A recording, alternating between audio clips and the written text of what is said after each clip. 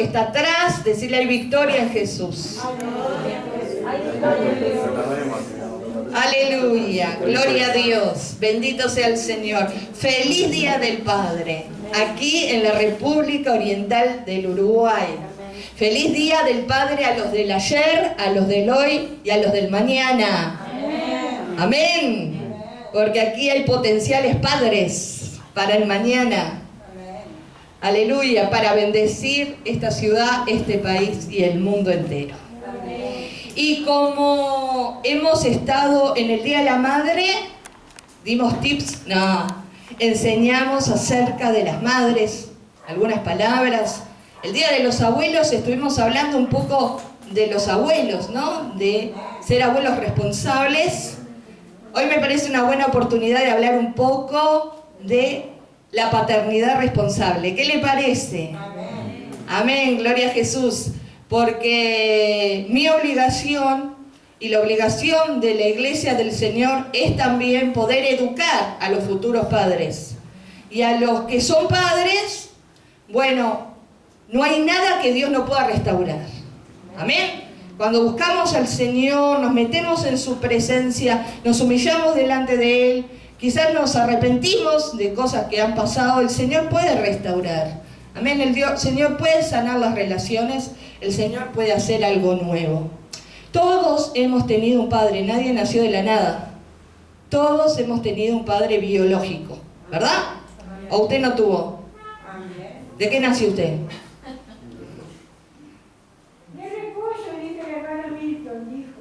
¿El hermano Milton nació de un repollo? Milton, a la oficina luego.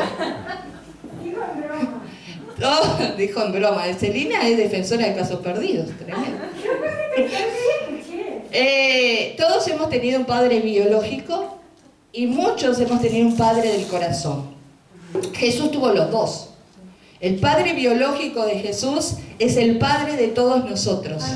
Y cuando nosotros aceptamos a Jesús en nuestro corazón, dice que a los que creyeron en Él, ¿verdad? Y le aceptaron, les dio la potestad de ser hechos hijos de Dios. Amén. Así que todos también somos hijos de Dios y todos los que hemos aceptado a Jesús. No se confunda, porque usted sale a la calle y otro dice, no, que todos son hijos de Dios. No, son creación de Dios. Hijos de Dios son los que han aceptado a Jesucristo. Entonces Jesús tuvo un padre biológico, que es Dios, que es nuestro papá también, pero también tuvo un padre del corazón. En esta tierra tuvo un padre que se hiciera cargo de la crianza de Jesús. Y ese fue José, ¿sí? José fue un hombre responsable, juntamente con María, para poder sacar adelante la crianza de Jesús, porque Jesús también nació como bebé. También lloró, también necesitó que le cambiaran los pañales, también necesitó que suplieran sus alimentos, que lo asistieran y que le enseñaran, que lo educaran. Jesús también, ¿no? Jesús era 100% hombre también. No es que Jesús salió del vientre de María y ya estaba haciendo milagros. Necesitó a su papá, José, que le enseñó su propio oficio. José era carpintero y le enseñó a Jesús un oficio, cómo ganarse la vida, cómo solventarse. Así que yo le doy gracias a Dios y que Dios bendiga a todos los padres biológicos y a todos los padres del corazón en este día. Amén. ¿Qué le parece si le da un fuerte aplauso a todos los papás en esta tarde?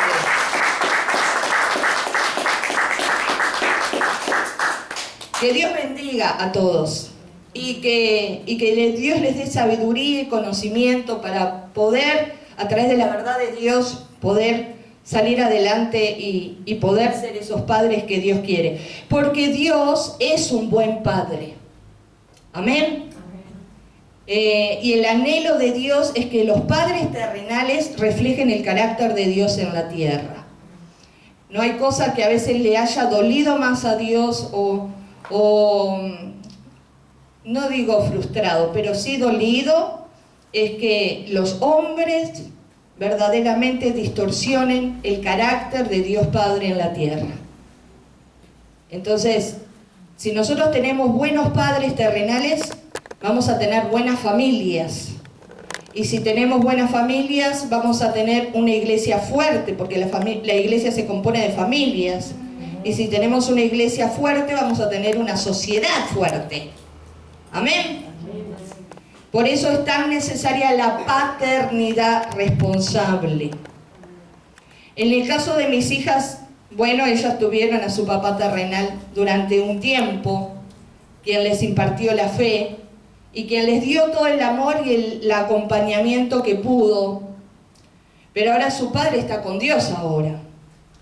Y yo anoche hablaba con mi hija mayor y le decía que el Dios de los cielos, el papá de los cielos, fue quien las crió a ellas.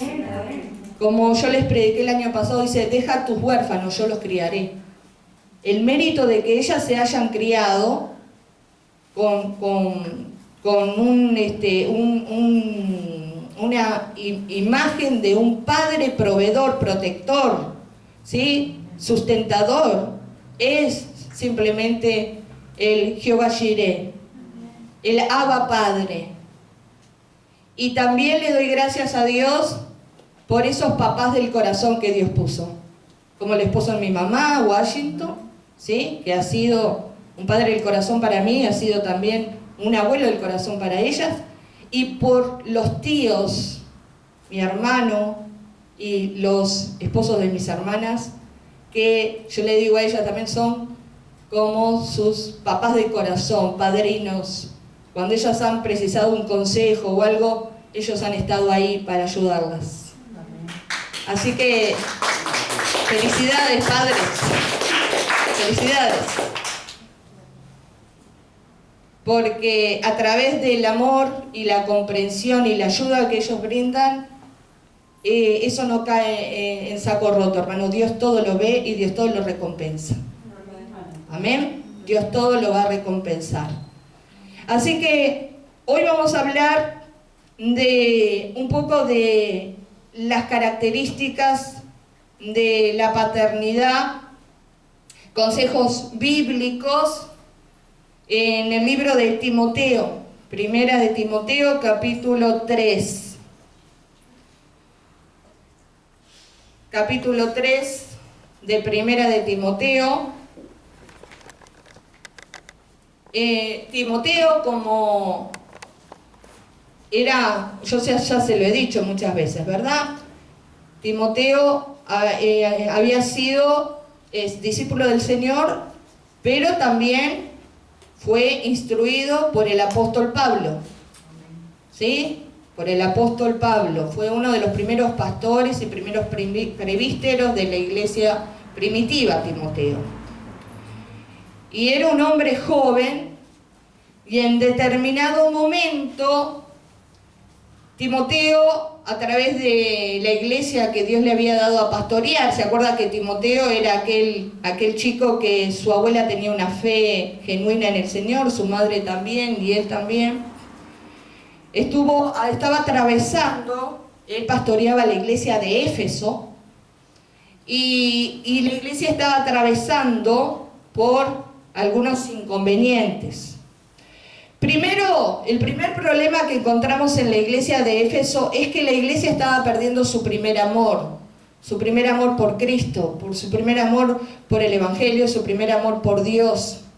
Hacía todas las cosas, digamos, no tipo robot, pero ni por monotonía, pero era una iglesia que tenía muy buenas características. Es más, Jesús, cuando le dice a Juan en el Apocalipsis, le dice a la iglesia de Éfeso, ellos aún saben probar a los que se dicen ser apóstoles y no lo son. Por ejemplo, tenían un buen discernimiento espiritual. Jesús le dice, yo conozco tus obras, ¿sí? Sí, hacían muchas cosas buenas, pero se les había empezado a enfriar el amor. El amor los unos por los otros, el amor por la necesidad de los demás. Era una iglesia que se estaba enfriando. También le sucedió a Timoteo que también la iglesia que él estaba pastoreando estaba sufriendo una fuerte influencia del mundo. En vez de la iglesia meterse en el mundo se estaba metiendo en la iglesia de una manera apabullante, ¿sí? Y no se olvide que el que tiene que avanzar es la iglesia, no el mundo hacia la iglesia. La iglesia tiene que avanzar hacia el mundo. Cuando Jesús dijo, yo levantaré mi iglesia y las puertas del Hades no prevalecerán contra ella, es porque la iglesia iba a estar en un continuo movimiento, iba a seguir avanzando y ninguna puerta del infierno iba a poder frenar la iglesia. Quizás los tiempos en los que pasó Timoteo en ese pastorado son muy similares ahora.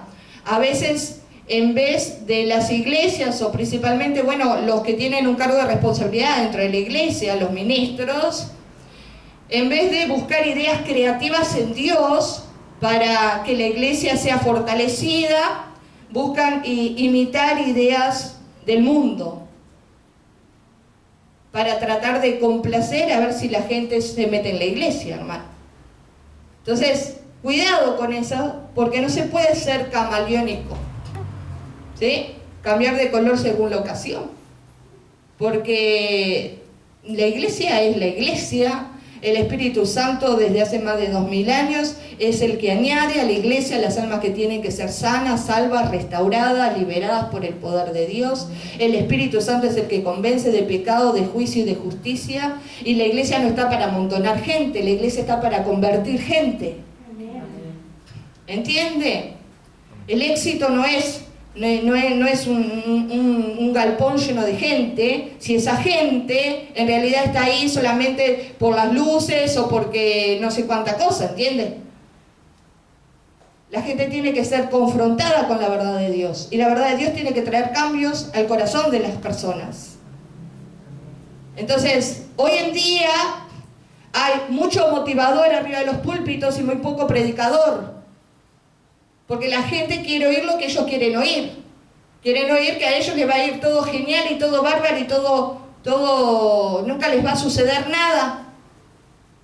Y eso en parte es bueno. Si usted obedece a Dios en todo lo que Dios le manda, usted va a ser bendecido.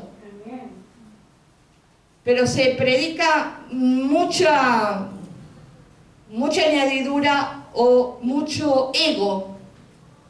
Y no se predica la verdad y no se habla del pecado y no se confronta el pecado y no se habla de cosas que, no, pero si digo eso, la gente se me va. ¿Sí? Si digo eso, la gente no va a ofrendar más y no sé. Hermanos, quien sostiene la iglesia es el Señor Jesucristo. Amén. Usted tiene que decir lo que tiene que decir. Y el que le gusta bien y el que no, que se la arregle con Dios, hermano. Yo me compadezco de usted, que usted tiene una pastora y no tiene pelos en la lengua a veces. La verdad que le doy gracias que andan sacando la cara por mí a veces. Pero bueno, hermano, yo no estoy acá para agradarle el oído a nadie, yo estoy para predicar lo que Dios me manda. ¿Entiende? Por eso será que vamos para 16 años ahora en diciembre, si Dios nos ayuda. Entonces, estaba sufriendo una fuerte influencia del mundo. También había falsas doctrinas que querían ser incorporadas a la iglesia, y también Timoteo, al ser un pastor sumamente joven, también estaba también teniendo problemas por sus propias debilidades, por su propia juventud. ¿Sí? Porque también los hombres de Dios o las mujeres de Dios también son de carne y hueso. Entonces también estaba teniendo Timoteo problemas personales por su propia juventud. Por eso Pablo le decía, huye de las pasiones juveniles, júntate con esto, con aquel no te juntes, hace esto, hace aquello. ¿Entiende? Entonces en el capítulo 3, si bien todo el libro, las cartas de Timoteo, el Timoteo 1 y Timoteo 2, son todas cartas para la exhortación y para animar y para fortalecer, pero también para instruir a la iglesia. En el capítulo 3 vamos a encontrar un consejo para padres, para los que quieren servir a Dios y bueno, para todos en general. Capítulo 3, versículo 4, Pablo le dice a Timoteo que hay que levantar nuevos obispos, nuevas personas dentro del ministerio. Pero estos hombres de Dios tenían que tener determinadas características que usted después lo lee en su casa. ¿Sí? No podía levantar a cualquiera, sino que tenía que levantar a hombres con determinadas características.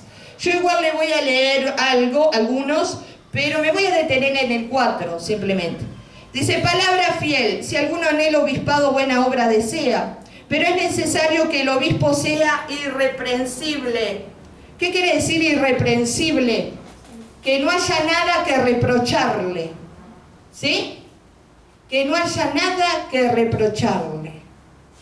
Una persona que es prácticamente una persona íntegra, honesta, una persona de una sola cara, no una persona como el queso con dos caras, se muestra tal cual es, dentro, afuera, en todos lados, habla de una misma forma, se muestra siempre de una misma forma. No anda haciendo cosas en oculto, lo hace para que todos vean y todos sepan cómo es esa persona. Cuando tú te mueves así, hay algunos que te van a amar por eso y hay otros que te van a rechazar por eso.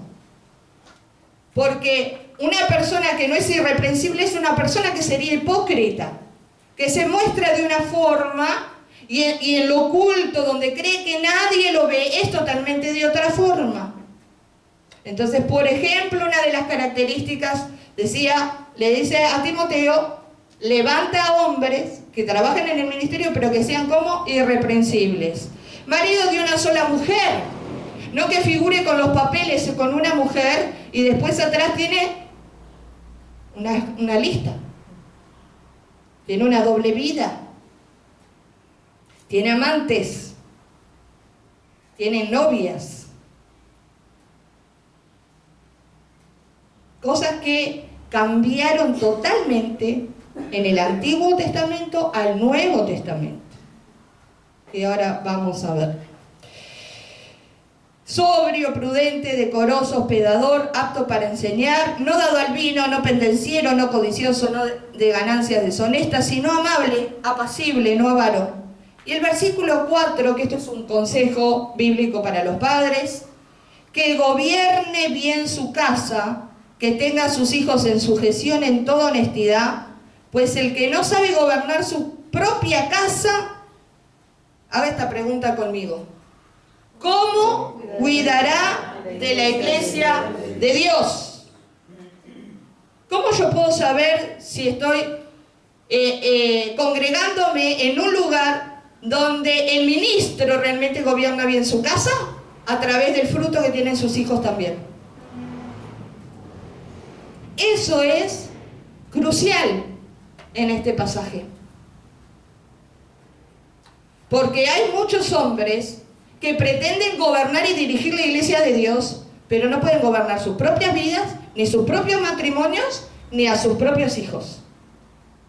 ¿Conoce alguno? ¿Conoce alguno? Entonces, se me está pegando el latiguillo de entonces. Ustedes si ven que repito mucho, entonces me cortan ahí. Una de las características fundamentales que Dios quiere en la paternidad responsable es un hombre de Dios que sepa gobernar su casa. ¿Y qué significará gobernar su casa? Acá dice tener sus hijos en sujeción. ¿Qué significa eso? Que el varón, ¿sí?, que es el sacerdote del hogar, es el responsable delante de Dios, obviamente, y un día va a dar cuenta delante de Dios, pero también es el responsable de dirigir los destinos de su familia. Así que no es cualquier cosa, ¿sí? Entonces, si alguien puede gobernar una casa, ¿sí?, puede tener, en el caso de acá, de los varones, los padres, los hombres, los maridos, ¿sí?, tienen una buena relación conyugal, saben amar a sus esposas, honrar a sus esposas, cuidar a sus esposas, ¿sí? Son hombres que saben amar a Dios, primero amar a Dios, porque primero todo viene de amar a Dios. Cuando es un hombre que busca de Dios, es un hombre que se va a llenar del amor de Dios. Y si se llena del amor de Dios, va a poder amar a su esposa, ¿sí? Y juntos van a poder sobrellevar lo que es, yo siempre digo que el matrimonio es como un barco, ¿no? Y ahí hay que manejar el timón para navegar en aguas profundas. Va a poder, con su copiloto de vida, poder navegar, aleluya, en los mares del Señor. Y teniendo ese hombre una buena relación con Dios, ¿sí? Una buena relación con su cónyuge, también, ¿sí? Va a poder gobernar y va a poder tener una buena relación de amor, de, como le decía hoy, una buena cobertura, de protección, de provisión, de enseñanza sobre sus hijos. Por eso la palabra dice que el hombre debe gobernar bien su casa. Los que quieren entrar en el ministerio a servir a Dios, principalmente tienen que saber gobernar bien su casa. Y los que no van a servir a Dios, de todas maneras, tienen que saber gobernar bien su casa. Dirigir los destinos de su casa a un buen puerto, a la seguridad. Cuando vienen los hijos no solamente se van a quedar con lo que tú digas, se van a quedar con lo que tú haces. Ellos van a imitar el ejemplo del papá. Y en los primeros años el papá es el héroe. Hasta que en determinados años empiezan a ver a veces las debilidades y las carencias del papá. No hay cosa más triste que cuando llegan a la adolescencia o a la juventud, todo eso, lo que el niño esperó desde chico, termine recriminándole y haciéndole frente a ese papá. Por eso, si queremos formar hombres y mujeres de bien para el futuro, el hombre de Dios, el padre de familia, debe saber gobernar, ser un buen proveedor de amor, de protección y de sustento diario para su familia. Debe ser un proveedor de la fe, de la enseñanza del Señor. Debe estar atento también a sus acciones, porque a veces se cae en el egoísmo y se va dejando de lado a la esposa, a los hijos, y ellos también son hombres. Y como son hombres, bueno, ellos pueden darse sus recreos y sus gustos. Dios lo está viendo todo, hermano.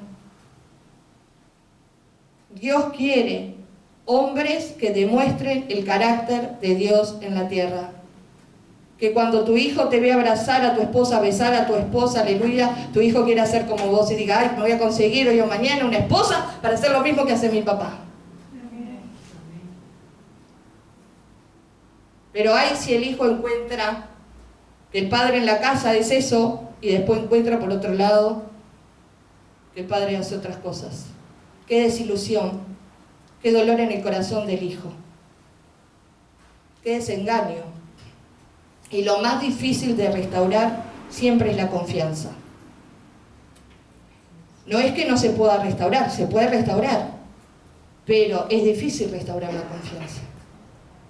Entonces Pablo le dice a Timoteo, mira, se necesitan nuevos obispos, pero tienen que tener esta característica. Y una de las cosas que tenés que fijarte es, metete en los hogares, Timoteo, y fíjate a ver si esos hombres saben dirigir bien los destinos de su casa.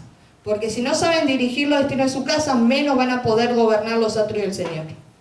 Y dirigir los destinos de los atrios del Señor. Porque quizás se van a ir con la primer minifalda que se sienta adelante cuando ellos predican. Uy, qué silencio se puede. No me dejes solo, dale un aplauso, Señor.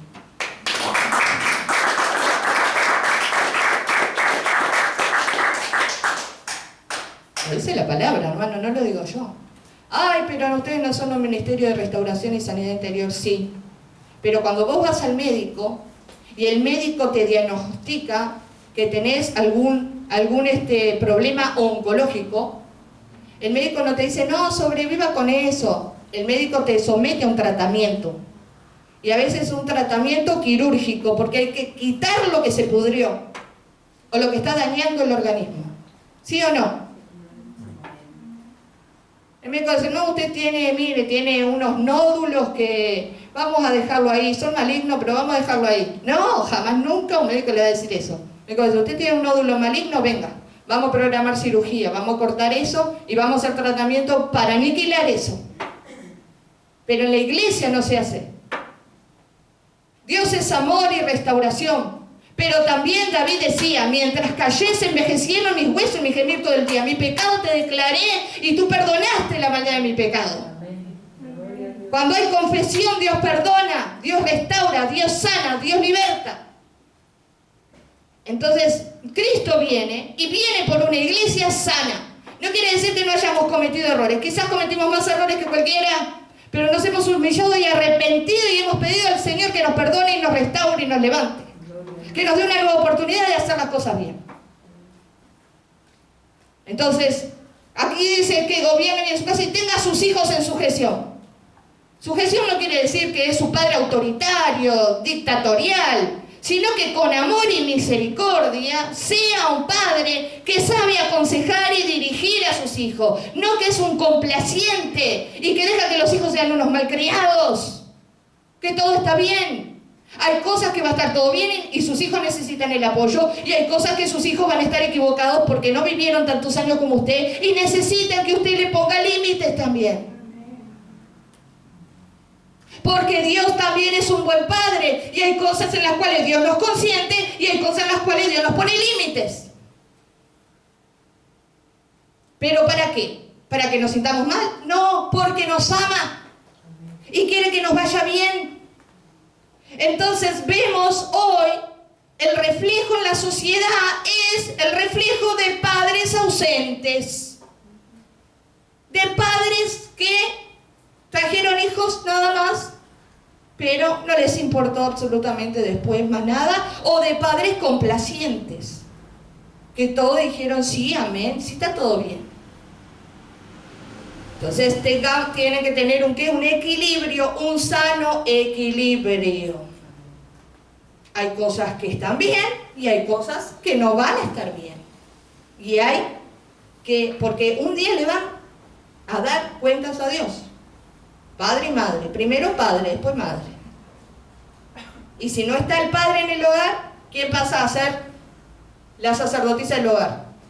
La madre. Pero le dice aquí a Timoteo que tiene que ser una persona que tenga a sus hijos en sujeción, en toda honestidad. José cumplió ese buen rol. A pesar de todo, José cumplió ese rol como padre de Jesús. Y como le decía hoy, hasta le enseñó un oficio. No puede ser que el hijo de determinada edad, no quiere estudiar más, y el padre, no estudie. No. Usted tiene que ayudarlo, incentivarlo y hacer que estudie, que tenga un oficio y una profesión para ganarse la vida hoy o mañana, porque usted no va a durar toda la vida. Entonces, una de las cosas esenciales que Dios quiere como consejo bíblico para los futuros papás es que sepan gobernar bien su casa. Amén. Que sean personas de buen testimonio. Que sean personas que críen, que tengan hogares sanos, hogares fuertes. Porque como le digo, si tenemos hogares fuertes, vamos a tener iglesias fuertes. Y si hay una iglesia fuerte, hay una sociedad fuerte. En el tiempo antiguo, ¿por qué Pablo le hace todos estos requerimientos a Timoteo? Como le dije, las cosas cambiaron desde que Jesús murió y resucitó y se sentó a la diestra de Dios Padre y envió su Espíritu Santo. Muchas cosas cambiaron. ¿Y qué pasó? Que en el tiempo antiguo se vituperó mucho el nombre de Dios. Se pisoteó mucho el nombre de Dios de Israel. ¿Debido a qué? A padres negligentes. A padres que no supieron gobernar bien su casa. Y generaron desastre sobre la nación de Israel. O sucedieron cosas que no deberían haber sucedido. Y algunos eran hombres de Dios, pero no supieron gobernar bien su casa y tener a sus hijos en sujeción. Uno de ellos fue el rey David. Como rey fue un éxito en el Antiguo Testamento. Peleaba las batallas de Jehová y ganó. Pero como padre fue un desastre. Hubo incesto en su familia. Hubieron hijos que se mataron entre sí. ¿Todo por qué? Por su negligencia o su falta de tomar acción cuando debía haberla tomado. Hasta rebelión hubo en sus hijos. Sus hijos le quisieron hasta quitar el reino. No solo Absalón, también hubo otro. Porque lo único que David se había dedicado también en parte, como hombre, con sus debilidades. Cuidado con cosas que a veces dicen, no, esto no va a tener incidencia. Yo no sé si a veces reírme, hermano, o llorar. Yo ayer hablaba con las hermanas de estudio bíblico y yo les decía, nadie puede decir de esta iglesia, que por la gracia de Dios seguimos abiertos, que acá nos enseñó la palabra de Dios tal cual era. Porque siempre hemos enseñado la palabra de Dios tal cual es. Y es una de las iglesias que más habla de cómo sortear las pruebas, las dificultades, los problemas. Porque tenemos experiencia con Dios también. Y Dios nos ha ayudado a solucionar problemas. A convertir las pruebas en testimonio. Hemos visto la mano de Dios. Pero hay veces, no sé si llorar o reír, cuando hay hermanos o hermanas que me dicen, ay, estoy pasando por prueba, cuando eso no es una prueba, hermano, eso es consecuencia de las malas decisiones que tomaste. Nada más.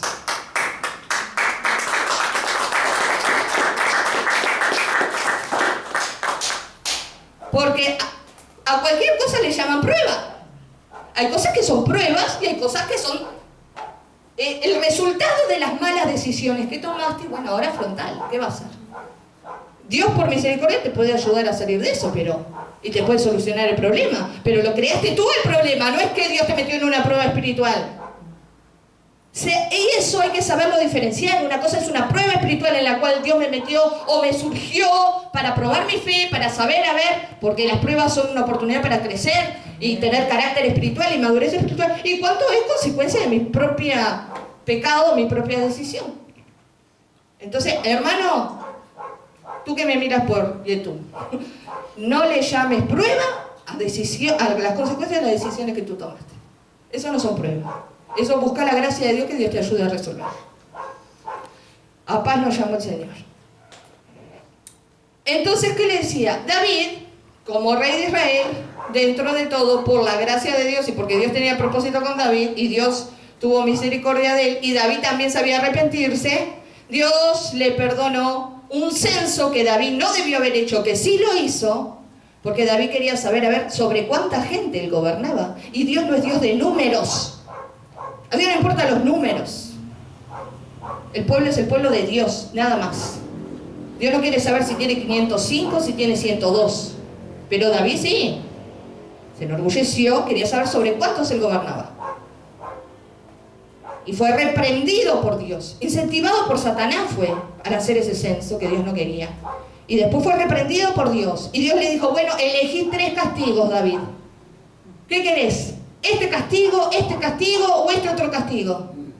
Y David dijo, no, en vez de caer en manos de hombre, prefiero caer en manos de Dios, porque de vos sos más misericordioso. Pero hizo cosas que no debía. Bueno, usted ya sabe del homicidio premeditado, el adulterio, y tantas cosas que no hizo nada de otro mundo, digamos, porque es más habitual de lo que usted piensa. Pero Dios se lo perdonó porque David se arrepintió. Y David después fue restaurado por Dios.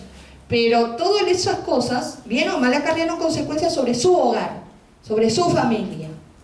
Sus hijos fueron afectados.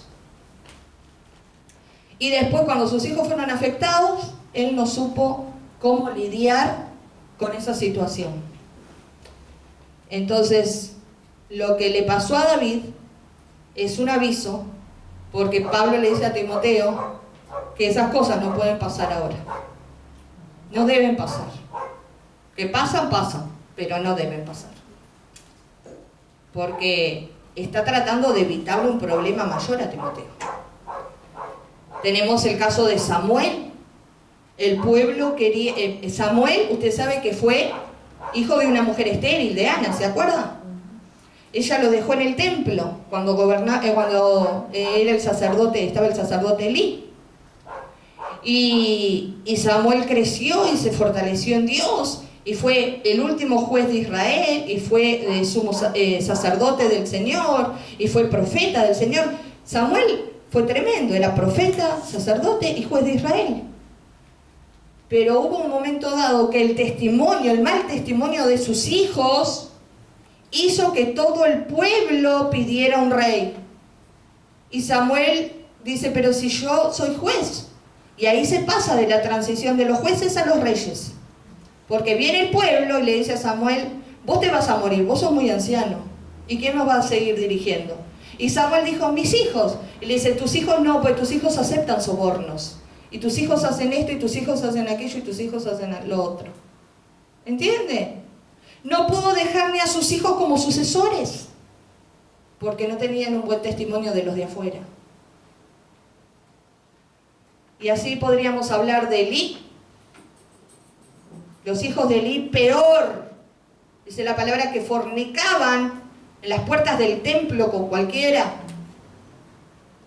Y ahí, como Elí no los reprendía y los molestaba a sus hijos, Dios mismo permitió que 2 de los hijos de Elí murieran. Entonces, la Biblia nos muestra las virtudes, pero también las falencias de hombres que amaron a Dios, pero que no supieron amonestar a sus hijos y gobernar bien su casa. Por eso, en el Nuevo Testamento, encontramos a Pablo diciéndole a Timoteo, vigila eso también, que los hombres que van a llevar el Evangelio sean hombres que tengan a sus hijos en buen testimonio.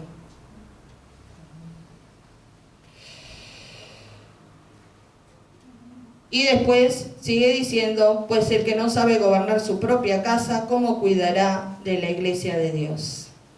Y después sigue diciendo, no un neófito que sea envaneciéndose, caiga en condenación del diablo. También es necesario que tenga buen testimonio de los de afuera, para que no caiga en descrédito y en lazo del diablo. Toda la biografía y testimonio que la palabra nos da es para ayudarnos a cómo encaminarnos como hombres y mujeres de Dios y cómo tener familias saludables. ¿Sí? Porque el anhelo de Dios es que se pueda mostrar el carácter de Dios en la tierra, así como lo mostró Jesús. Dios es un buen Padre, es un Padre amoroso, es un Padre tierno, es un Padre compasivo, es un Padre que nos ama, pero como nos ama tanto, dice la palabra también que Él nos corrige, ¿sí? Que Él nos ayuda. Yo no sé, usted como hijo, ¿le hubiera gustado tener padres que lo dejen a la deriva, a la Bartola, y que nunca le den un consejo?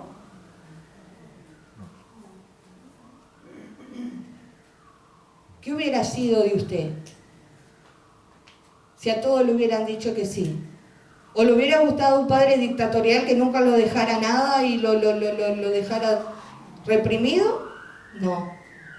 ¿Verdad que lo más sano es tener un equilibrio? Y qué mejor equilibrio cuando lo encontramos en Dios. Por eso la palabra de hoy, especialmente para los padres en el Día del Padre aquí en la República Oriental del Uruguay, es esa. Consejos bíblicos para los padres que sepan gobernar bien sus casas, sus hogares. Ser un buen transmisor de la fe, de la enseñanza de Jesús, del amor de Jesús, de la comprensión, del cariño, pero también de la exhortación de Jesús, ¿sí? Pues Jesús mismo también exhortó durante su ministerio terrenal. No es que todo Jesús era todo amor y paz. Jesús era amor y paz, aleluya, porque el carácter del Padre estaba en Él, pero también era fuego consumidor cuando tenía que serlo. Cuando tuvo que agarrar un látigo en el templo y dar vuelta a la mesa de los cambistas y decir, mi casa es casa de oración, y ustedes le hicieron cueva de ladrones. Jesús lo hizo. Cuando tuvo que confrontar a los intérpretes de la ley, también lo hizo. Entonces, gracias sean dadas a Dios, que tenemos su palabra, ¿sí? Yo sé que algunos casos que le nombré hoy quizás le espanta y dice, ¿dónde está pastora? No lo leímos en la Biblia. Está en la Biblia. Todo está en la Biblia. Pero que Dios nos ayude a poder ayudar a otros quizás y ayudarnos a nosotros mismos. Amén. Vamos a ponernos de pie en esta tarde. Alabado sea tu nombre, Señor.